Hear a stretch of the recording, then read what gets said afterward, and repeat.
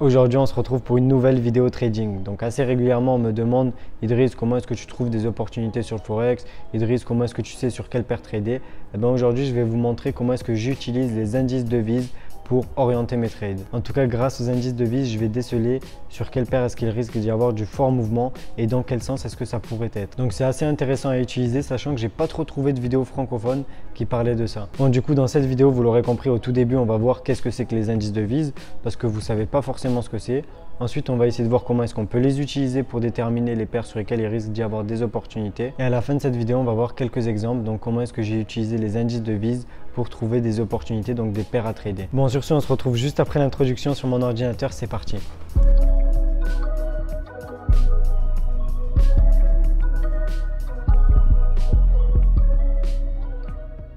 Donc voilà, là comme vous pouvez le voir, on est sur mon ordinateur, on est sur application dessin. Au moins, on va essayer d'illustrer les concepts que je vais vous présenter. Donc la première chose à noter, c'est que les indices de devises, on va les regarder sur le marché du Forex. C'est pour ça que ça va être judicieux d'utiliser ça pour trouver des opportunités. Donc je m'explique. On sait que sur le marché du Forex, on va évaluer une monnaie, donc une devise, par rapport à une autre. Par exemple l'euro par rapport au dollar. Donc si on a le prix qui monte, qu'on anticipe une hausse sur l'euro-dollar par exemple, et bien en fait on anticipe soit que l'euro prenne de la valeur et que le dollar stagne, soit que l'euro prenne de la valeur et que le dollar en prenne moins. Voilà, il y a énormément de possibilités. Et en fait, en fonction de ces possibilités-là, eh ben, on va avoir le momentum, donc on va avoir la puissance, on va avoir des grands mouvements. Donc si par exemple l'euro il prend de la valeur et le dollar il perd de la valeur, eh ben là on va avoir un grand mouvement haussier sur l'euro-dollar. Parce qu'avec un euro, on achètera beaucoup plus de dollars puisque le dollar il perdra de la valeur et l'euro il en prendra. Donc voilà, ça c'est très important à comprendre.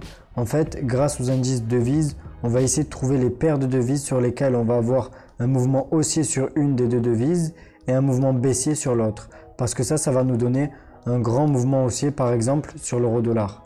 Ou si jamais on anticipe une baisse sur l'euro et une hausse sur le dollar, eh bien, ça va nous donner un grand mouvement baissier sur l'euro-dollar. Et c'est là qu'on va pouvoir gagner plus d'argent et avoir une bonne opportunité. Parce que c'est bien beau d'anticiper une hausse sur l'euro-dollar, mais cette hausse, elle va peut-être être avec pas beaucoup de momentum, mais elle va être très lente. Et en fait, on n'aura pas grand-chose à gagner puisqu'avec notre trade management, en gérant notre stop loss petit à petit, on va se faire sortir du trade. Donc voilà, là le concept de base, pour le répéter, c'est que sur le marché du Forex, on échange une devise contre une autre. Donc on évalue la valeur d'une monnaie par rapport à une autre. Mais maintenant, grâce aux indices devises que j'ai écrit ici, j'ai mis ID pour indice devise, eh bien, on va pouvoir voir la valeur d'une devise par rapport à toutes les autres. Du coup, en fait, on va voir la valeur, on va dire, d'une monnaie. Donc, par exemple, l'indice euro. Donc, sur l'indice euro, on va pouvoir voir le graphique de l'euro par rapport à toutes les autres devises. Donc, ce sera vraiment la valeur de l'euro tout seul. Et grâce à cet indice devise, eh bien, on va pouvoir regarder le graphique, faire de l'analyse technique comme sur le Forex, comme sur les paires de devises. On va pouvoir, par exemple, anticiper une hausse sur l'euro. Et si jamais par exemple on a anticipé une hausse sur l'euro et on regarde l'indice dollar, donc USD, et on voit que sur l'indice dollar, eh bien, on anticipe une baisse sur le dollar tout seul, donc le dollar par rapport à toutes les autres devises, ça va être un indice, c'est comme ça que ça s'appelle, eh bien, on saura qu'il y a des chances, si jamais ces deux scénarios ils se produisent, donc qu'il y a une hausse sur l'euro et une baisse sur le dollar, on aura des chances d'avoir une grande hausse sur l'euro-dollar. En revanche, si on anticipe une hausse sur l'euro et on anticipe aussi une hausse sur le dollar, eh bien, si ces deux scénarios ils se produisent, on sait qu'il y aura un petit mouvement, soit haussier, soit baissier, sur l'euro-dollar. Parce que si jamais l'euro il prend plus de valeur que le dollar, eh bien, on aura un petit mouvement haussier sur l'euro-dollar. Et si jamais l'euro il prend moins de valeur que le dollar, eh bien, on aura un petit mouvement baissier sur l'euro-dollar. Tout simplement. Bon, du coup, ce qu'on va faire, c'est qu'on va utiliser tous les indices devises. Donc, indice, on va dire AUD pour Australian Dollar. Indice USD pour US Dollar. Indice Canadian Dollar, donc CAD. Indice New Zealand Dollar, donc NZD. Indice EUR, donc Euro. Indice GBP pour le Pound. Indice GPY pour le Yen. Indice CHF pour le franc suisse. Et je crois qu'on a fait le tour. Donc là, il y a tous les indices de devises principaux qu'on va regarder. Donc on va faire une analyse sur le graphique de l'AUD au début de la semaine. Donc le lundi ou alors le dimanche. Et par exemple, on anticipe que sur l'AUD, donc l'AUD tout seul, l'indice AUD, il y a potentiellement une hausse. on anticipe que sur le dollar, il y a potentiellement une baisse par exemple. Sur le Canadian dollar, on anticipe que potentiellement il y a une baisse. Sur le NZD, on ne sait pas trop parce qu'on voit que le prix est en train de ranger. Du coup, on n'est pas capable de faire une analyse. On ne sait pas dans quel sens le prix pourrait aller. Sur l'euro, par exemple, on anticipe une hausse potentielle, hein. Tout ce qu'on va faire là, ça va être basé juste sur des probabilités et sur des mouvements potentiels. Ça ne va pas être sûr. Ensuite, on va faire sur le pound. Donc le pound, par exemple, on anticipe aussi une hausse. Le yen, on anticipe une baisse. Et le franc suisse, par exemple, une hausse. Ce qui se passe là, c'est qu'on va pouvoir prendre les paires qui sont inversées. Donc là, par exemple, on voit que l'euro, on a anticipé une hausse et on voit que le dollar, on a anticipé une baisse. On va prendre la paire euro-dollar et on sait que avec 1 euro, normalement, on aura beaucoup plus de dollars puisque l'euro, il a des chances de se renforcer et le dollar, il a des chances de baisser. Du coup, EUR-USD, on a des chances d'avoir un grand mouvement haussier. Donc, on va se concentrer sur cette paire et essayer de trouver un setup sur le graphique de l'euro-dollar. Ensuite, pour prendre un autre exemple, on voit ici que le pound, il a des chances de se renforcer et on voit que le yen, il a des chances de faiblir. Du coup, on va aller sur pound yen, donc GBP, JPY, et il y a des chances d'avoir un grand mouvement haussier si jamais les deux scénarios ils se passent. Si jamais la livre, elle se renforce et que le yen, il faiblit, sur GBP, JPY, donc pound yen, on va avoir un fort mouvement haussier normalement. Ensuite, pour prendre un autre exemple, sur une paire sur laquelle il pourrait y avoir du mouvement, là on a GPY et on a le CHF. Donc, ce qui se passe, c'est que sur CHF GPY, donc Suisse franc contre yen, il y a des chances d'avoir un mouvement fortement haussier, puisque le franc suisse il risque de se renforcer et le yen il risque de faiblir. Donc là, voilà, on aura des chances d'avoir un fort mouvement haussier. Donc si jamais on trouve un setup sur franc suisse yen, on pourra avoir beaucoup plus de probabilités, donc avoir une confirmation, on va dire, supplémentaire. Ensuite, par exemple, des paires qui vont pas forcément être judicieuses de trader quand on aura fait nos analyses comme ça va être les paires sur lesquelles on anticipe des mouvements dans le même sens. Donc par exemple, EUR, AUD, parce qu'on anticipe que l'euro il a des chances de se renforcer, on anticipe que l'AUD il a aussi des chances de se renforcer. Du coup, en fait, on aura un petit mouvement peut-être, soit à la hausse, soit à la baisse sur l'euro AUD. Donc EUR, AUD, ça va pas forcément être judicieux de trader si jamais nos setups ils sont bons. Donc ça, c'est basé seulement sur des probabilités. Donc ce que je vais faire, moi, c'est que chaque début de semaine, donc chaque dimanche ou chaque lundi, je vais étudier chaque indice de devise qui sont ici. Donc c'est les 8 principaux. Et je vais faire une petite note, comme j'ai fait ici, avec une petite flèche. Soit une hausse, soit une baisse, soit une croix si jamais je sais pas trop ce qui va se passer. Si j'ai pas du tout d'idée sur ce qui pourrait se passer. Et ensuite, ce que je vais faire, c'est grâce à mes analyses sur les indices de devise, je vais déterminer des paires sur lesquelles il pourrait y avoir des opportunités. Donc les paires sur lesquelles j'ai trouvé des mouvements inverses sur chacune des devises qui composent la paire, parce qu'une paire, elle se compose de 2 devises. Donc maintenant, ce qu'on va faire, c'est qu'on va passer sur les graphiques. Comme ça, je vais vous montrer comment est-ce que j'analyse très simplement ces indices de devises et comment est-ce que je décèle des opportunités. Et on va voir quelques exemples d'opportunités que j'ai décelées pour cette semaine. Donc c'est parti, on se retrouve sur un graphique. Donc voilà, là on est sur un graphique, comme vous pouvez le voir. Donc on est sur l'indice dollar. Donc c'est le dollar, ici on peut voir indice devise dollar US. Donc grâce à cet indice là, ce que je vais faire, c'est que je vais le regarder au début de la semaine en 1 heure et ensuite je vais le regarder en 15 minutes. Je vais le regarder sur des courtes unités de temps juste pour pouvoir anticiper ce qui pourrait se passer potentiellement dans les 2-3 jours à venir. Donc j'ai pas besoin d'aller sur un gros time frame, même si je vais toujours le regarder en 4 heures et en daily pour voir c'est quoi la tendance de fond et pour voir où est-ce qu'on se situe par rapport à des niveaux daily. Donc voilà, au début de la semaine on était à ce niveau là et je m'étais dit que voilà, il y aura potentiellement une baisse sur le dollar parce que je suis baissé sur le dollar depuis un moment, puisque la tendance de fond elle est fortement baissière et puisque ça c'est juste une correction. On a touché plusieurs fois la trendline du haut et ici on avait commencé à baisser.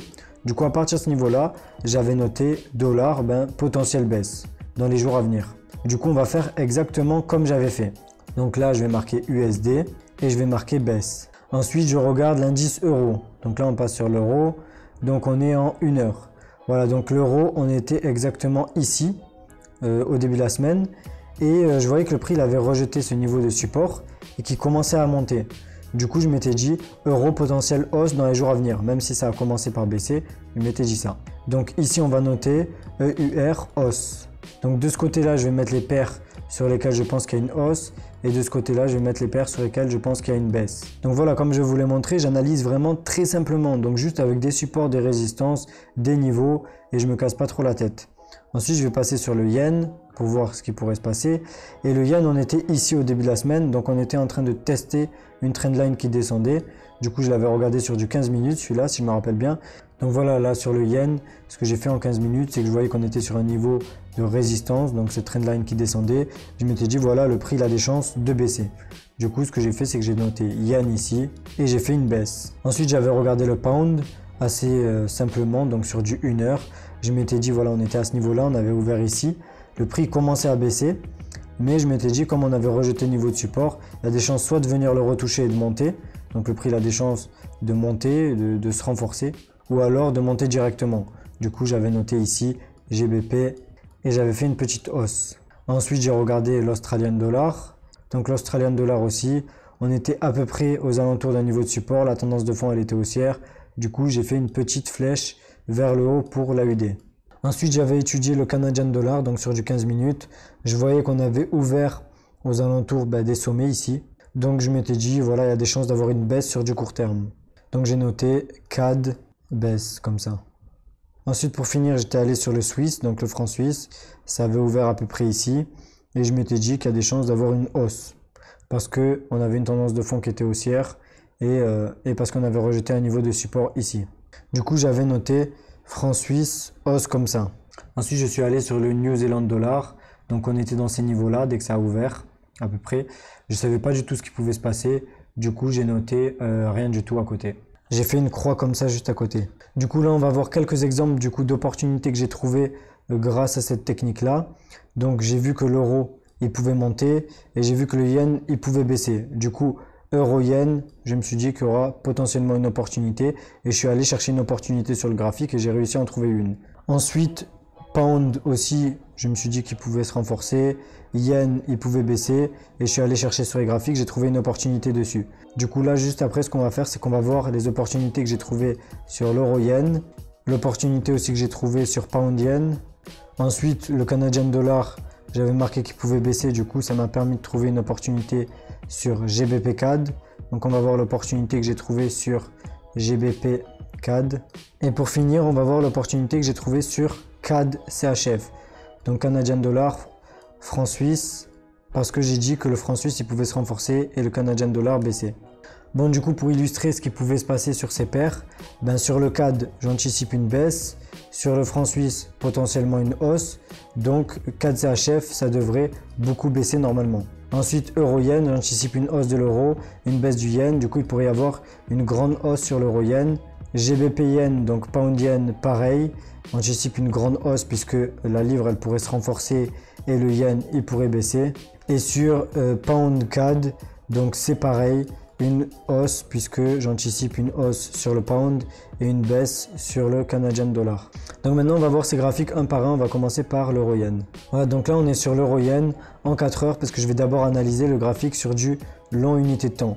Donc sur du 4 heures je voyais que le prix il était en train de tester une grande trendline et qu'il venait de la rejeter. Donc juste ici. Ensuite je voyais que le prix testait aussi cette trendline là support, donc il y avait un double niveau de support ici. Ensuite en zoomant dans le graphique, donc si je vais sur du 1 heure, je pouvais voir qu'on avait un autre niveau de support qui avait été rejeté, qui était celui-ci. Puisqu'en fait, c'était le support du canal descendant, parce que sur du plus court unité de temps, on était sur une correction. Donc on était sur une baisse, mais la tendance de fond, elle était bel et bien haussière. Du coup, j'avais encore plus zoomé dans le graphique, j'étais allé sur du 15 minutes pour entrer dans ce trade, et j'avais attendu un breakout de cette sorte de head and shoulders, enfin inverted head and shoulders, puisque ça ressemblait à un épaule tête épaule inversé. Et dès que le prix il a cassé cette ligne là, j'ai attendu qu'il y ait des bougies qui clôturent au-dessus. C'est cette bougie là qui a clôturé au-dessus. Du coup je suis rentré à ce niveau là. J'ai fixé mon stop loss en dessous des anciens plus bas à peu près. Et ma target je l'ai fixé beaucoup plus haut, voilà. Petit à petit je manage le trade, donc ça c'est mon stop loss que je peux bouger. Et voilà, ce trade il est sécurisé, même si le prix il se retourne, ce qui va se passer c'est que je vais quand même gagner 1,9 fois mon risque à peu près. Donc en fait ce que j'ai fait c'est que j'ai trouvé une opportunité potentielle grâce à la technique des indices devises. Ensuite je suis allé chercher s'il y avait vraiment une opportunité sur l'euro-yen et comme j'en ai trouvé une, je suis rentré dessus. Maintenant on va voir l'opportunité potentielle sur pound-yen. Donc sur Pound Yen, pareil, je voyais que le prix il était en train de tester un double niveau de support.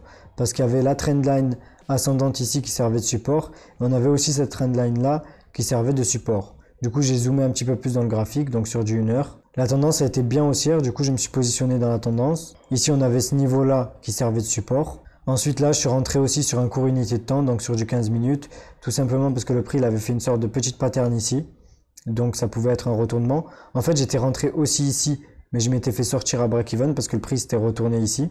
Ensuite j'ai retrouvé une opportunité dès que le prix il est revenu toucher cette trendline là. Donc ça a fait un retest ici. Le prix il a fait une sorte de double bottom ici. Ensuite il a cassé la sorte de neckline et il y avait un bon point d'entrée. Du coup j'ai fixé mon stop loss en dessous des anciens plus bas. Mon take profit je l'ai fixé ici parce que je pensais qu'en fait ça c'était pas un niveau de support comme ça. Je pensais que c'était une trendline qui descendait comme ça. Du coup j'ai fixé mon objectif sur ce niveau là. Mais après avec du recul je me suis rendu compte que j'aurais pu fixer un objectif beaucoup plus haut. Donc voilà, là j'ai encore trouvé une opportunité potentielle grâce à la technique des indices de Wiese, parce que j'anticipais qu'il y avait potentiellement des chances d'avoir une forte hausse sur Pound Yen. Et ensuite, sur la paire, j'ai trouvé une opportunité grâce à de l'analyse graphique. Et du coup, je suis rentré sur le trade avec un bon risk-reward ratio. Ensuite, j'ai trouvé qu'il y avait des chances d'avoir une opportunité sur Pound CAD. Du coup, voilà, là on est sur Pound CAD et c'est la même chose. Donc on va aller sur du plus long unité de temps, donc sur du 4 heures. Donc voilà, sur Pound CAD, je voyais que le prix, il avait retesté plusieurs fois. Donc une fois ici, cette trendline là qui descendait, donc qui est devenue support, qui était avant résistance. Il était en train de la retester une deuxième fois ici. Donc ensuite, je suis allé sur du plus court unité de temps, donc sur du 1 heure. Donc sur du 1 heure, ce que je pouvais voir, c'est que le prix il était en train de faire une divergence sur le RSI ici. Donc je voyais que le prix perdait du momentum. Donc je suis allé sur du 15 minutes et sur du 15 minutes je me suis rendu compte que le prix faisait une sorte de pattern qui pouvait être une pattern de retournement ici et avec des belles divergences sur le RSI qui nous montraient une perte de puissance. Du coup j'ai attendu un breakout ici, j'étais pas rentré au breakout et ensuite je suis rentré sur le retest à ce niveau là. Et en même temps que le prix faisait un retest, il faisait une sorte de double bottom sur du beaucoup plus court unité de temps et ensuite on a eu un retournement ici. Donc maintenant on va voir la dernière opportunité potentielle, donc CAD CHF. Donc Canadian dollar contre Suisse. Donc là sur du 4 heures, je voyais qu'on était dans une sorte de petite tendance haussière mais qui était plutôt une correction d'une tendance baissière. Donc je suis allé sur du 1 heure. Donc sur du 1 heure, je voyais qu'on était à ce niveau là. Donc on venait de rejeter l'ancien sommet, donc ça pouvait faire un double top. Donc je suis allé sur du 15 minutes, ça je l'avais partagé dans le groupe d'analyse. Et d'ailleurs pareil pour Euro-Yen, je crois que je l'avais aussi partagé dans le groupe d'analyse. Et Pound CAD, donc GBP4, je l'avais aussi partagé dans le groupe d'analyse payant. Donc sur CAD CHF, j'ai attendu d'avoir un breakout de cette trendline qui montait pour avoir plus de confirmation. Le prix il a cassé ici, mais j'ai pas été assez à l'affût. Donc ici sur CAD CHF, j'ai attendu que le prix fasse un breakout de cette trendline là qui montait ici. Le prix il a cassé, mais j'ai pas été assez à l'affût. Du coup, ce que j'ai fait, c'est que j'ai attendu un autre point d'entrée s'il y en avait un. Sinon, je ne serais pas rentré dans le trade et c'est ce qui s'est passé. Donc ce qui s'est passé, c'est que ici, après le breakout, on a eu une sorte de petite pattern ici de consolidation qui s'est formée et j'ai attendu que le prix la casse. C'est ce qui s'est passé à ce niveau-là. Du coup, je suis rentré ici. Donc j'avais un trade qui ressemblait à quelque chose comme ça. Donc j'avais un stop loss qui était assez serré au niveau des anciens plus hauts à peu près. Parce que si le prix remontait, il annulerait mon breakout en fait. Et le take profit, je l'avais fixé au niveau de support ici. Sauf que j'avais managé le trade, donc j'avais bougé le stop loss petit à petit pendant que le trade il avançait et à ce niveau là j'avais bougé le stop loss à peu près ici. Ce qui s'est passé, c'est que je suis sorti avec plus ou moins une fois mon risque, si je m'en souviens bien. Donc ça aussi je l'avais partagé dans le groupe d'analyse payant. Donc voilà, bien évidemment le but de cette vidéo c'est que je vous montre des exemples où ça marche. Du coup je vous ai montré que des exemples où ça marche, mais plusieurs fois ça n'a pas du tout marché. Donc pour résumer un peu cette vidéo, on va aller sur les indices de Wiese, donc sur le Forex. Et grâce à cet indice de Wiese, on va déceler des paires sur lesquelles il pourra potentiellement y avoir des opportunités. Ensuite, on va aller sur ces paires en question là et on va chercher si oui, il y a des opportunités ou pas en étudiant les graphiques. Et si on voit qu'avec les graphiques, il y a potentiellement des opportunités puisqu'on a des bons risk-reward, on a assez de confirmation pour entrer dans un trade, on peut se positionner et voilà, là on aura optimisé les probabilités et toutes les probabilités seront de notre côté à nous. Bon, maintenant on se retrouve en face de la caméra pour la fin de la vidéo, c'est parti. Donc voilà, j'espère que la vidéo vous aura plu, j'espère que vous aurez tout compris à ces indices de vise et à la manière dans laquelle je les utilise. Si jamais cette vidéo vous a plu ou que vous avez appris quelque chose, n'hésitez pas à me mettre un gros pouce bleu. Si jamais en revanche vous n'avez pas bien compris quelque chose ou que vous avez des questions, n'hésitez pas à les mettre en commentaire. Si vous voulez plus d'informations et plus de tips par rapport au trading, n'hésitez pas à vous abonner à ma chaîne Telegram gratuite qui sera dans la description et aussi à ma chaîne Instagram. N'hésitez pas, dans la description, il y a aussi mon groupe Telegram payant dans lequel vous avez accès à un chat et un groupe d'analyse où il y a énormément de tips et d'analyses au quotidien. Si vous n'êtes pas abonné à la chaîne YouTube, je vous invite fortement à vous abonner juste en bas et à activer la cloche de notification pour ne pas manquer les prochaines vidéos. Sur ce, on se dit ciao et on se retrouve dans la prochaine vidéo.